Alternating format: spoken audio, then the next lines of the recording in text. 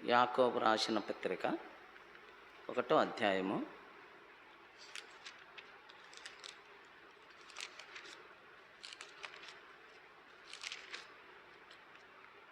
5వ వచనం.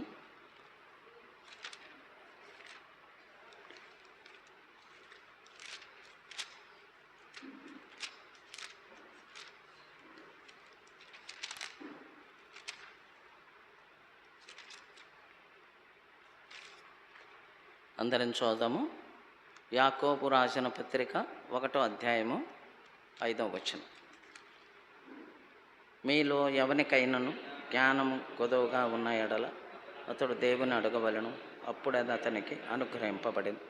ఆయన ఎవరిని గద్దింపక అందరికీ ధారాళముగా దయచేయవడు. 6వ వచనం కూడా. అయితే అతడు ఏమాత్రం సందేహింపక విశ్వాసముతో అడగవలను. సందేహించువాడు గాలి చేత రేపబడి ఎగరబి సముద్ర తరంగమును పోలి ఉన్నాడు. చదవండి. అట్టి మనుష్యుడు ద్విమనస్కుడై తన సమస్త మార్గములయందు అస్థిరుడు గనుక ప్రభు వలన తనకేమైనా దొరుకునని తలంచుకొనరాదు. జీవంగల ప్రభు ఈ వాక్య ధ్యానం మనకు ఆశించినట్లు ప్రార్థన చేసుకుంది. పరిశుద్ధుడు అయిన తండ్రి, సర్వజ్ఞానివైన నీవు, జ్ఞానమునకు ఆధారము నీవే. సర్వలోకమునే జ్ఞానముతో నిండి ఉన్నది. బుద్ధి జ్ఞానముల సర్వసంపదలు ఆయనందే గుప్తములై ఉన్నవని రాయబడిన వాక్య ప్రకారం ఈ ప్రపంచాన్ని వెలిగించిన నీవు, జీవమిచ్చిన నీవు, బ్రతికించిన నీవు, ఈనాడు మమ్మల్ని కూడా ఏ రీతిగా ఈ స్థాయిలో ఉంచినందుకై నీకెంతో వందనములు, స్తుతులు అర్పిస్తున్నాం. యాకోబు పత్రిక మరి 1వ అధ్యాయం 5, 6, 7 వచనాలు పరిశుద్ధాత్మ ద్వారా మీ జ్ఞానము చేత మాకు విశదపరిచి మీ సందేశం మాకు అనుగ్రహించు. మా ప్రభువైన యేసుక్రీస్తు నామమున వేడుచున్నాం తండ్రి, ఆమేన్. యాకోబు రాసిన పత్రిక. ఎవరు ఈ యాకోబు అంటే మనం 1-2 వారాలు చూసాము. ఈ యాకోబు యేసుప్రభు యొక్క తమ్ముడు, సొంత తమ్ముడు. బైబిల్లో కొత్త నిబంధనలు 3 యాకోబులు ఉన్నారు. బైబిల్లో కూడా ఒక యాకోబు ఉన్నాడు పాత నిబంధనలు. ఆ యాకోబు మన పితరుడైన యాకోబు. అయితే ఈ యాకోబు యేసుప్రభు తమ్ముడు. ఈ కొత్త నిబంధనలో 3 యాకోబులు ఉన్నారు.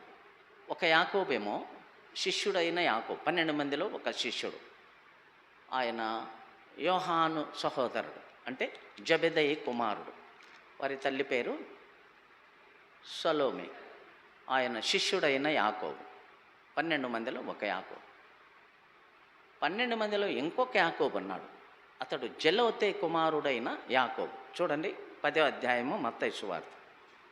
మత్తయి 10, 3వ వచనం.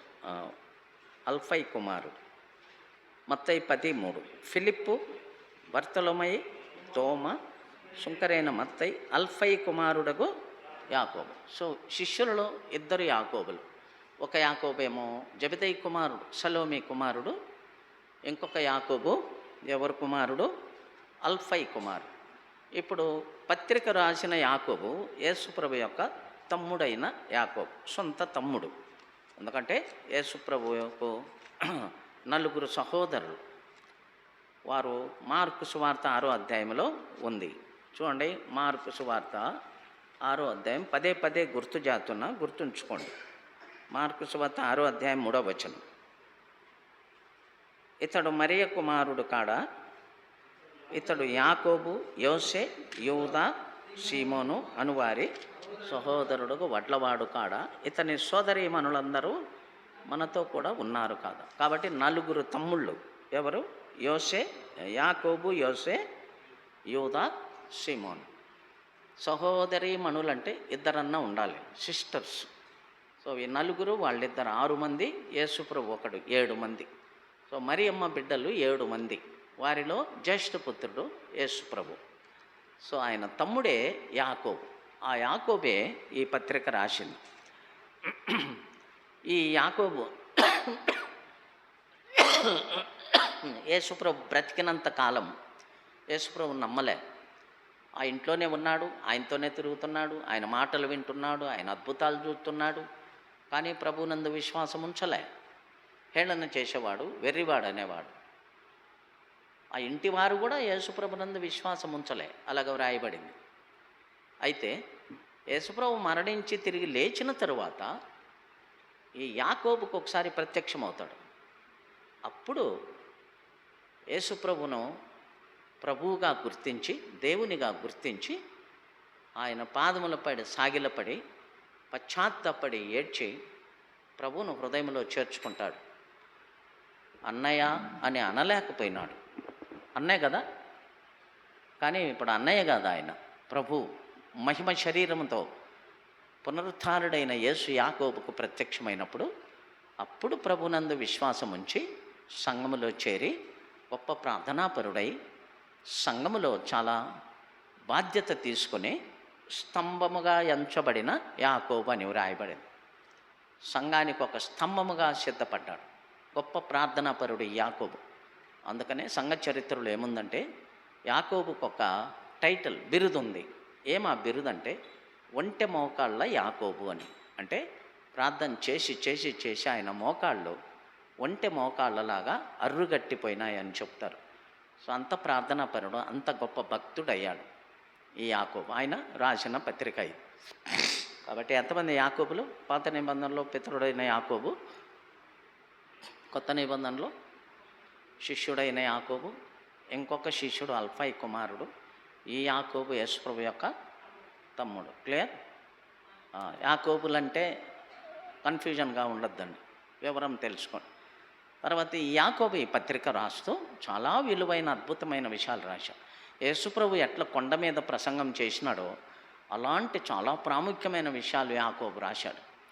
వాటిల్లో ఈ యొక్క యాకోబు రాసినటువంటి ఈ అధ్యాయాలలో చాలా విలువైనటువంటి అద్భుతమైన సత్యాలు రాశాడు. ఈయన యాకోబు యేసుప్రభు కొరకు హతసాక్షి కూడా అయ్యాడు. చరిత్ర అలా చెప్తుంది.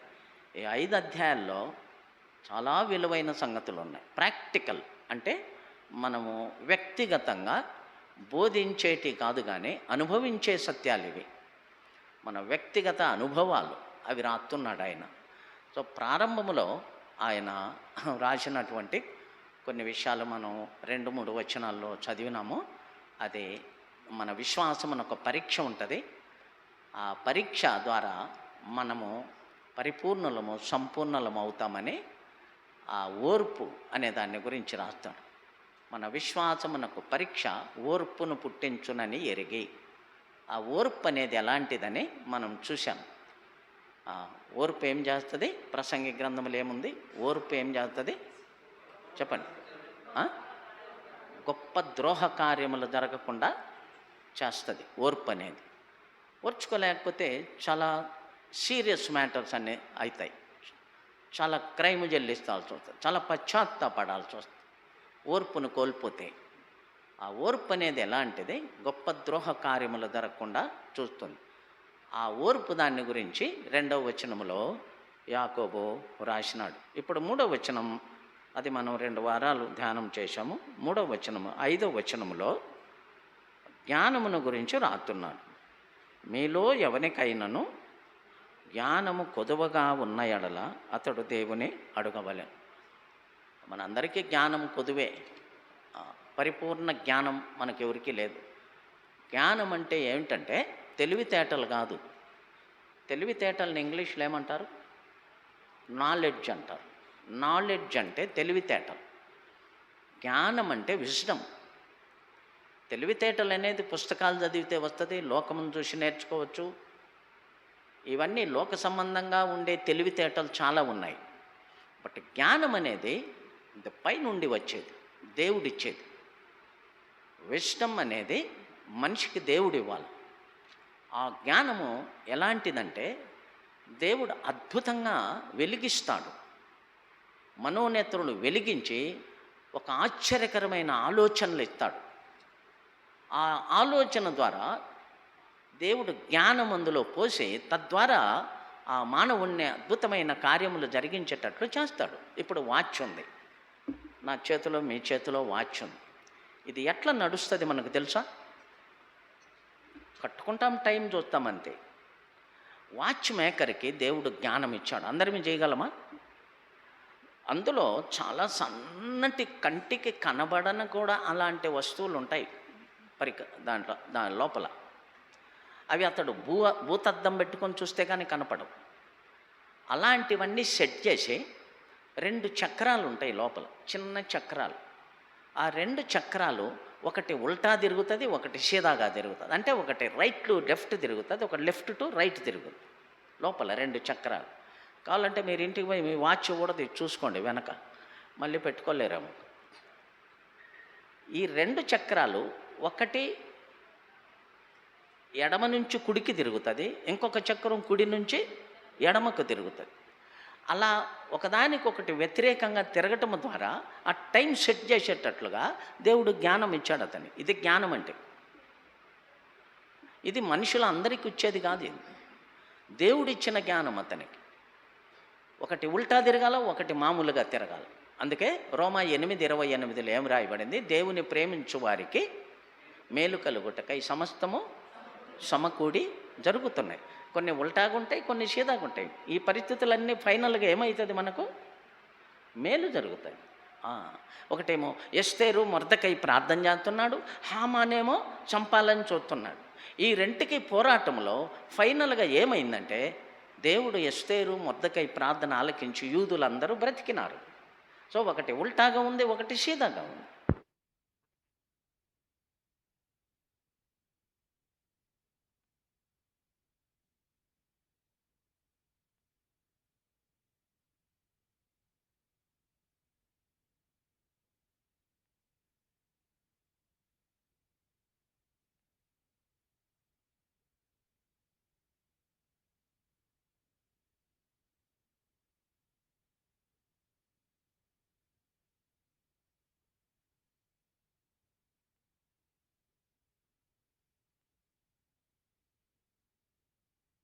టీవీ కానీ, రేడియో కానీ, కంప్యూటర్లు కానీ, ఈ యొక్క సెల్ ఫోన్లు కానీ, ఈ యొక్క ల్యాప్టాప్లు కానీ, కంప్యూటర్స్ కానీ, ఈ రకరకాలైన వస్తువులన్నీ కూడా జ్ఞానం ఇచ్చాడు దేవుడు మనిషికి.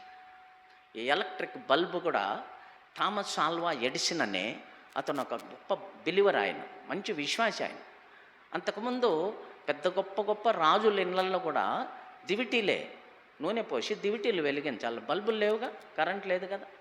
కొన్ని వందల వేల సంవత్సరాలు అలా జరిగింది. అయితే దేవుడు థామస్ ఆల్వా ఎడిసన్ అనే ఒక సైంటిస్ట్, ఆయన గొప్ప భక్తుడు, బిలీవర్. ఆయనకు దేవుడు జ్ఞానం ఇచ్చాడు. ఎంతకాలం ఇట్లా మంట వేసుకొని నూనె పోసి దివిటీలు వెలిగించాలా అని చెప్పి ఆలోచన చేసి దేవుడు ఆయనకి ఇచ్చిన జ్ఞానముతో బల్బును కనిపెట్టాడు.